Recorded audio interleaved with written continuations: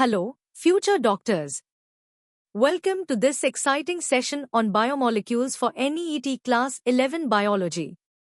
Today, we are diving deep into mechanism of action, specifically focusing on how enzymes, the body's incredible catalysts, actually work. We'll start with the basics, then gradually build up to advanced concepts, preparing you for all levels of questions. Get ready to unlock the secrets of life's molecular machinery. Let's begin our journey at the easy level, understanding the fundamental concepts of how enzymes kickstart and speed up life's essential reactions. So, what exactly are enzymes? Imagine them as the microscopic workforce within your body. They are biomolecules, primarily proteins, that act as biological catalysts. This means their main job is to dramatically speed up chemical reactions, sometimes by millions of times, without themselves being used up in the process. They are incredibly specific, meaning each enzyme typically has a very particular job, working on only one or a few types of molecules. From digesting your food to producing energy and even repairing your cells, enzymes are absolutely vital for every single life process. How do these amazing enzymes actually perform their magic? The simplest explanation is the lock and key model. Think of an enzyme as a lock with a uniquely shaped region called the active site. The molecule the enzyme acts upon, called the substrate, is like a specific key that fits perfectly into this active site. When the substrate binds to the active site, they form a temporary enzyme substrate, or ES, complex. Within this complex, the enzyme facilitates the chemical reaction, transforming the substrate into new products. Once the products are formed, they are released, and the enzyme is ready to bind to another substrate, repeating its catalytic cycle. A great example is amylase, an enzyme in your saliva, breaking down starch into simpler sugars. Now, let's test your understanding of these basic concepts with a few practice questions. Take a moment to pause the video and answer them. First, define an enzyme and explain its primary role in living organisms. Second, what is an active site in the context of enzyme action? And third, describe the lock and key model of enzyme action with a simple example. Good luck! Ready to go a bit deeper? At the medium level, we'll explore more sophisticated models of enzyme action and uncover the critical factors that influence their activity. Enzymes are truly remarkable because they lower the activation energy of a reaction. Think of activation energy as a hill that reactants must climb to become products. Enzymes provide an easier path, a shorter hill, making the reaction happen much faster. They do this by stabilizing what's called the transition state, an unstable, high-energy intermediate form of the substrate. Moving beyond the rigid lock and key, the induced fit model offers a more accurate view. It suggests that the enzyme's active site isn't static, it's flexible. When the substrate binds, the active site subtly changes its shape, inducing a perfect fit around the substrate. This dynamic embrace optimizes the interaction, making the enzyme incredibly efficient at its job. The formation of the enzyme-substrate complex is a pivotal step. Inside this complex, the enzyme employs various strategies to catalyze the reaction. It brings substrates together in the correct orientation, puts strain on their bonds to make them easier to break, and creates a unique microenvironment ideal for the reaction. Several factors can profoundly affect how well an enzyme works. Temperature is critical. Each enzyme has an optimal temperature for peak activity. Too hot, and the enzyme can denature, losing its shape and function. Similarly, pH is vital. Enzymes have an optimal pH range, and extreme pH can disrupt the active site. Substrate concentration also matters. More substrate means faster reaction up to a point when all active sites become saturated.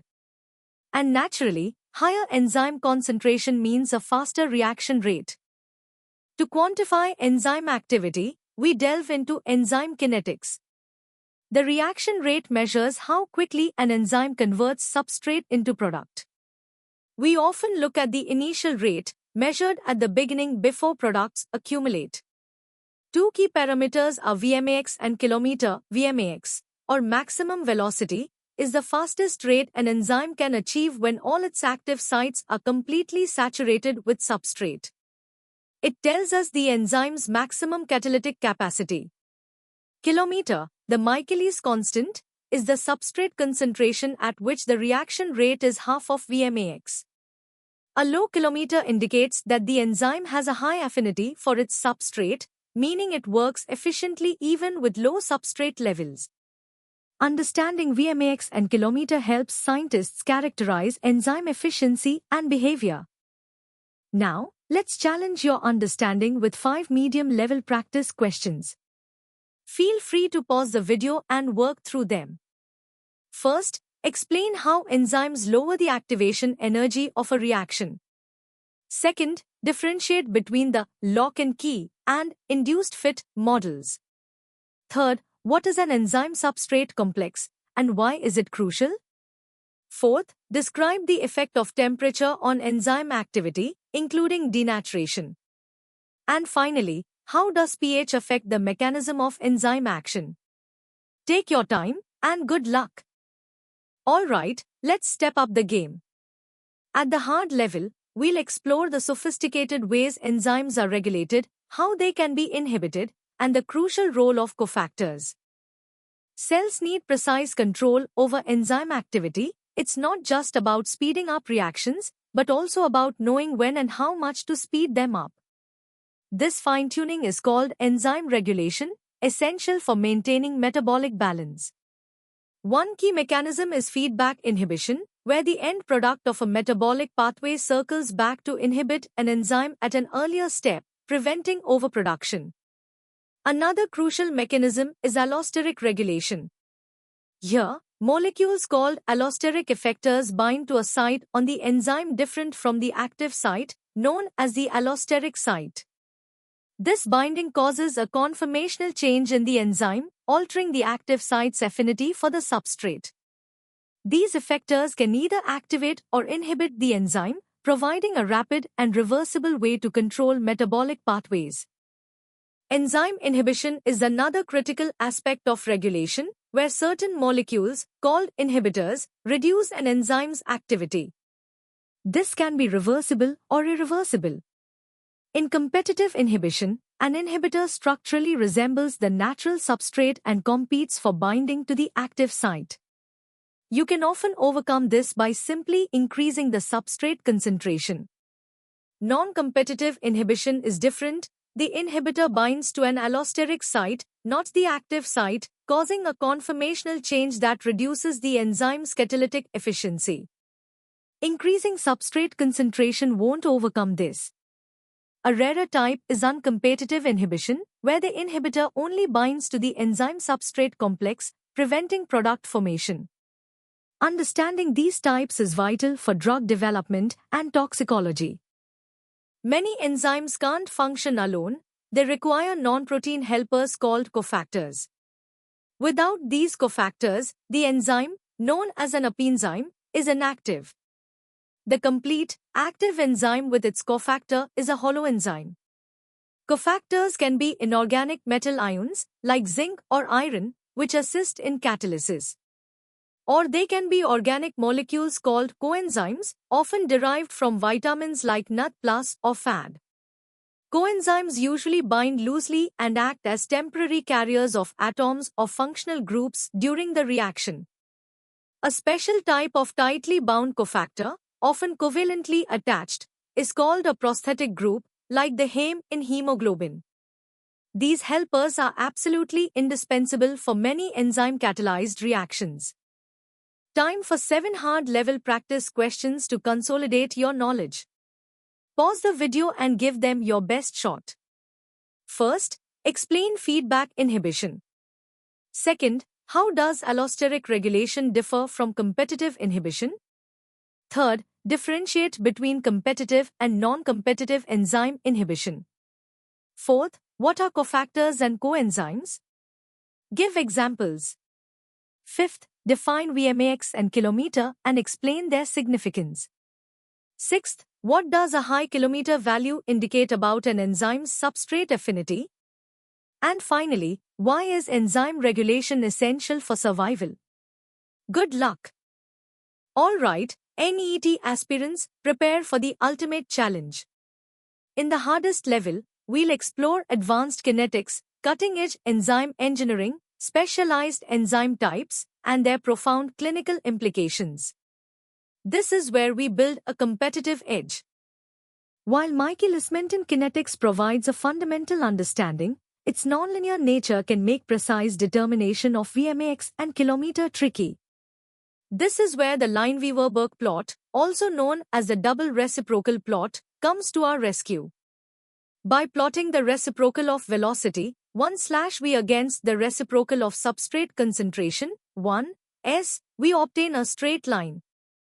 The beauty of this linearization is that the y-intercept directly gives us 1 VMAX, and the x-intercept provides 1 km. This plot is not just for calculating kinetic parameters, it's also an incredibly powerful tool for visually distinguishing between different types of enzyme inhibition, offering clear insights into their mechanisms and effects on VMAX and kilometer. Enzyme engineering is a revolutionary field focused on modifying enzymes to optimize their properties for specific applications. Techniques like directed evolution mimic natural selection in the lab, introducing random mutations and selecting for improved traits like enhanced stability, activity, or specificity. Site-directed mutagenesis allows for precise alteration of specific amino acids, fine-tuning an enzyme's function. The industrial applications are vast and transformative. In the food industry, enzymes like amylases are crucial for brewing, while proteases tenderize meat. Detergents incorporate lipases and proteases to break down stains. In pharmaceuticals, engineered enzymes are used for synthesizing chiral drugs and in diagnostic kits. They also play a vital role in biofuels production and bioremediation, helping to clean up environmental pollutants. Our understanding of enzymes extends to isoenzymes, which are different molecular forms of an enzyme that catalyze the same reaction but differ in their amino acid sequence, tissue distribution, and kinetic properties. A classic example is lactate dehydrogenase, or LDH, which has 5 distinct isoenzymes. LDH1 is predominantly found in heart muscle, while LDH5 is abundant in skeletal muscle and the liver. This tissue specificity makes isoenzymes incredibly valuable as diagnostic markers. For instance, elevated levels of LDH1 and LDH2 in the blood can indicate a myocardial infarction or heart attack, whereas high LDH5 levels might point to liver damage or skeletal muscle injury. This allows for far more precise diagnosis compared to simply measuring total enzyme activity. Furthermore, multi-enzyme complexes represent another level of sophistication. These are physical associations of several enzymes that catalyze sequential reactions. This arrangement facilitates metabolic channeling, where substrates are passed directly from one active site to the next without diffusing into the surrounding solution. This significantly increases efficiency, prevents side reactions, and allows for coordinated regulation of the entire pathway. A prime example is the pyruvate dehydrogenase complex. The discovery of ribozymes dramatically broadened our definition of enzymes. Ribozymes are RNA molecules, not proteins, that possess catalytic activity. Sidney Altman and Thomas Secher's groundbreaking work in the early 1980s revealed that RNA could act as an enzyme, catalyzing reactions like RNA splicing and peptide bond formation within ribosomes. This discovery was pivotal, lending strong support to the RNA world hypothesis, which posits that RNA may have been the primary genetic material and catalyst in early life forms before proteins took on their diverse enzymatic roles.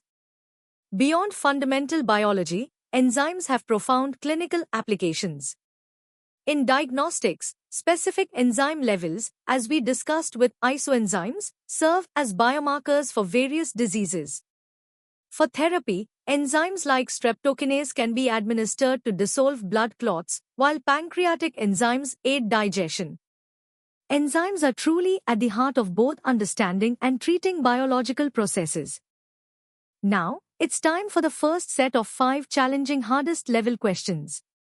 Take a moment to pause the video and try to answer them thoroughly.